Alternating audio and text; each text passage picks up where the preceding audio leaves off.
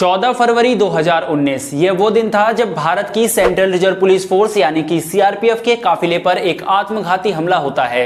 इस हमले में भारत के 40 जवान शहीद हो जाते हैं और इस हमले की जिम्मेदारी पाकिस्तान के आतंकी संगठन जैश ए मोहम्मद ने ली। तभी से भारत में आवाजें तेज हो गई पाकिस्तान से बदला लेने की और आखिरकार वो दिन भी आता है। 26 फरवरी की सुबह भारतीय लड़ाकू विमान मिराज 2000 के एक समूह ने एलओसी को पार करके पाकिस्तान अधिकृत कश्मीर में घुसकर वहां के आतंकी कैंप पर बमबारी की और उसे पूरी तरह से नष्ट कर दिया। इस हमले में जैश का जो सेंटर था अल्फा 3 उसको भी निस्तेनाबूद कर दिया गया। लेकिन इस पूरी कार्रवाई में एक बहुत बड़ा सवाल खड़ा हो जाता है पाकिस्तानी एयरफोर्स के लिए कि आखिर कैसे भारतीय वायुसेना एलओसी क्रॉस करके वहां पर हमला करके आ जाती है और पाकिस्तानी एयरफोर्स को भनक तक नहीं पहुंची। यह पूरा ऑपरेशन 21 मिनट का था और इसके जवाब में पाकिस्तान केवल एलओसी पर गोलीबारी ही कर पाया। आखिर क्यों मिराज 2000 को पाकिस्तान इंटरसेप्ट नहीं कर पाया, यह सबसे बड़ा सवाल था पाकिस्तानी एयरफोर्स के लिए। इस सवाल का जवाब पाकिस्तान ने काफी समय बाद दिया, तो चलिए जानते हैं कि पाकिस्तान की एयरफोर्स ने क्या बहाना बनाया। उसके बाद मैं आपको बताऊंगा कि आखिर क्यों पाकिस्तान का अत्याधुनिक फाइटर एयरक्राफ्ट F-16 भी मिराज 2000 का सामना नहीं कर पाया और इसकी असल वजह क्या थी कि पाकिस्तान मिराज 2000 को इंटरसेप्ट नहीं कर पाया।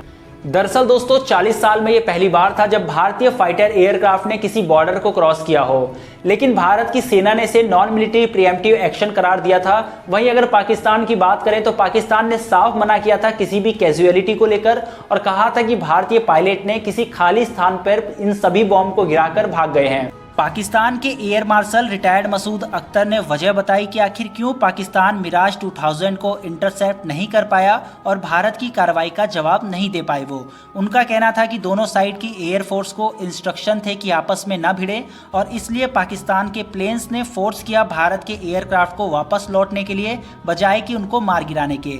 वहीं उन्होंने यह भी कहा कि भारतीय प्लेन्स भी नहीं चाहते थे पाकिस्तानी प्लेन को फेस करना और उन्होंने अपने पेलोड्स यानी कि मिसाइल वगैरह गिराकर भाग खड़े हुए। मसूद अख्तर ने आगे बताया कि अगर हाई अलर्ट की सिचुएशन होती है तो पाकिस्तानी एयरफोर्स रिटेलिएट करने में जरा भी टाइम नहीं लगाती और उस समय पूरा पाकिस्तान हाई अलर्ट पर था। पाकिस्तानी एयरफोर्स समय पर भारतीय एयरफोर्स के पीछे भी थे, लेकिन हमें इंस्ट्रक्शन था कि उनको भगाना है बजाय कि मार गिराने के। तो दोस्तों ये तो था पाकिस्तानी प्रोस्पेक्टिव। अब असल वजह क्या थी जिस वजह से पाकिस्तान मिराज 2000 को इंटरसेप्ट नहीं कर पाया, चलिए जानते हैं। दरअसल दोस्तों जिस जगह एलओसी पर भारत को पाकिस्तानी एयर स्पेस में जाना था वहां की निगरानी पाकिस्तानी SAAB अवैक्स कर रहा था और इस सिचुएशन में अगर भारतीय एयरफोर्स एलओसी को क्रॉस करती तो वो आसानी से पाकिस्तान के पकड़ में आ जाती। तो भारतीय एयरफोर्स के लिए सबसे बड़ी जो परेशानी थी वो पाकिस्तानी अवैक्स की थी। इससे छुटकारा पाने के लिए भारत ने एक तरकीब निकाली और भारत ने जगुआर फाइटर जेट का एक ग्रुप पाकिस्तान में बॉर्डर के पास भेजा और इसने पाकिस्तान के माइंड में एक गलत इंप्रेशन क्रिएट किया और पाकिस्तानी एयरफोर्स को लगा कि भारत कुछ कार्रवाई पाकिस्तान के भवलपुर के पास कर सकता है। दरअसल उनको ऐसा इसलिए भी लगा क्योंकि भवलपुर में जैश ए मोहम्मद का हेडक्वार्टर भी था, तो ऐसे में पाकिस्तानी अवैक्स और उसके साथ कुछ एयरक्राफ्ट मूव कर गए उस लोकेशन पे और यही समय था जब भारतीय मिराज 2000 ने अपने काम को बखूबी अंजाम दिया और यह भारत की स्ट्रेटेजी काम कर गई। तो यह तो वो कारण था जिस वजह से पाकिस्तान मिराज 2000 को इंटरसेप्ट नहीं कर पाया। लेकिन दूसरा सवाल यह था कि आखिर क्यों पाकिस्तानी F-16 मिराज 2000 का सामना नहीं कर पाया। तो दोस्तों इसका भी बहुत बड़ा कारण है। पाकिस्तान के F-16 विमान ने भारतीय वायुसेना के मिराज 2000 को जवाबी कार्रवाई देने की कोशिश की, लेकिन भारत ने इस आकार की फॉर्मेशन बनाई हुई थी जिस वजह से वो उसका सामना नहीं कर पाया। इस अभियान को वेस्टर्न एयर कमांड ने अंजाम दिया था। इसके लिए भारत ने लेजर गाइडेड बॉम्ब का इस्तेमाल किया था जो कि उसने इजराइल से खरीदा था और पहले से ही हिंडन एयरबेस पे इस तरह के विमानों को अलर्ट पर रखा गया था। इस ऑपरेशन के बाद दोनों ही देशों की वायुसेना में कुछ खामियां पाई गई थी जिसका जिक्र हमारे प्रधानमंत्री श्री नरेंद्र मोदी ने भी किया था और उन्होंने कहा था कि अगर भारत के पास राफेल जैसा उत्तम एयरक्राफ्ट होता तो पाकिस्तान के लिए सिचुएशन और भी ज्यादा खराब हो जाती।